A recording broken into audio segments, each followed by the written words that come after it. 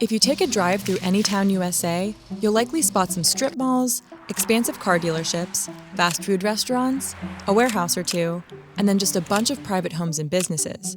You'd call these places, right? Marc Augé wouldn't. Who's Marc Augé? He's a French philosopher who coined the term non-places and describes them as anthropological spaces of transience where human beings remain anonymous to each other. In simpler words, they're locations you only go if you have a task at hand, like needing a new shirt, grabbing a bite to eat, or simply getting from point A to point B.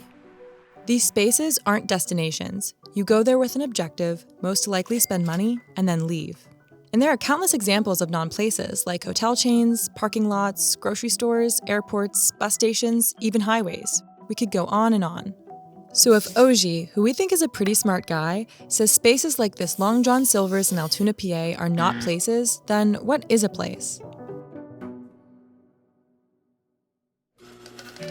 Guess I don't have to tell you, Mrs. Blandings, what a woman's touch could do to a place like this. Around the 1950s and 60s, suburbia in the United States thrived. There are quite a few reasons for this, like the exploding automobile industry following World War II, or white people fleeing cities as Black people and immigrants entered them looking for work. But because of the new dependence on cars for transportation, traffic in the cities rose and became unbearable. The city's solution was to build expressways that connected the center of the city to suburbs, so people who didn't live in the city could still work there.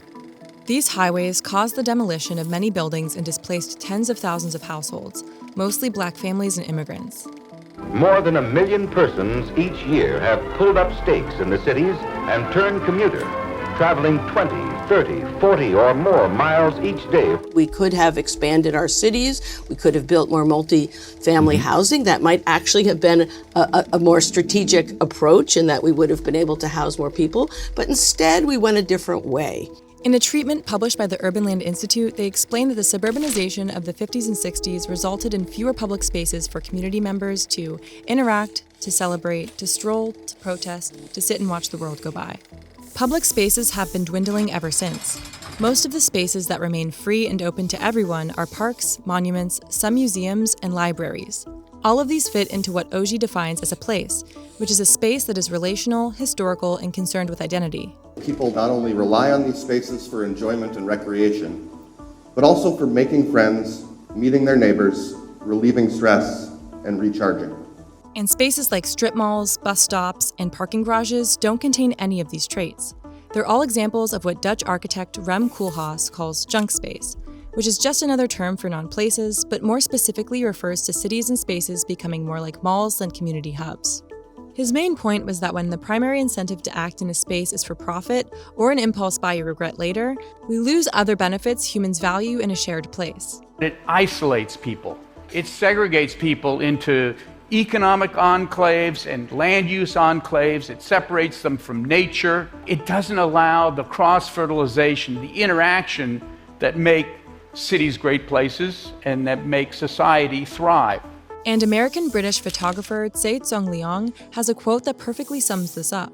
In the end, there will be little else for us to do but shop, which sounds really depressing. Non-places cater to, and arguably could not exist without, an individualist and capital-driven society. The point is, ladies and gentlemen, greed, for lack of a better word, is good. We're not encouraged to interact with anyone unless it's transactional, and a world without authentic connection isn't ideal. Experts agree humans need communal spaces to thrive. We do tend to underestimate just how important it is for our health. So loneliness is just as harmful as smoking. That's what the data's telling us. According to the CDC, loneliness was associated with higher rates of depression, anxiety, and suicide. And according to the second annual Cigna US Loneliness Index, 61% of adults report that they sometimes or always feel lonely. If I live in a society where people just structurally don't get to interact with each other because everyone is in cars all the time, and because people live in isolated buildings or homes with big yards and fences between them, then the chances are people are going to interact less than they otherwise would have. And there's a tension here between convenience and the interaction that we want. So we know we've been seeing a decline in opportunities for people to have physical and authentic community bonding. There's an emphasis here on physical, because we're more connected than ever on the internet. Well, it's very hip to be on the internet right now. So is the internet a place? Well, Augé calls it an empirical non-place because there are spaces of circulation, consumption, and communication. It really depends on where you are on the internet and what you're doing there. There's a ton of online shopping, of course, and even when you're just chatting on message boards, there are ads trying to sell you things. You could argue social media is a place, but it's still up for debate since you yourself are the product companies are vying after, and that's a whole other discussion. We should think a little bit about why they did that, and that's probably the question we should ask ourselves more and haven't. Needless to say, the internet is still a great substitute for when, say, there's a global pandemic and you have to isolate, but not ideal for real, genuine human connection. So if we're running out of places, what can be done? Not much and a lot. The bigger problem is how our country's entire economy is structured around creating money-making machines instead of vessels for authentic self-expression. But we're not powerless. Marc Augé champions town centers, which the Urban Land Institute defines as a walkable and multi-use public realm. Towns in just about every culture throughout history all had something like it. Some of our cities still do. They've just been inundated by corporate interest. Open spaces are opportunities. Yes, they're opportunities for commercial investment, but they're also opportunities for the common good of the city.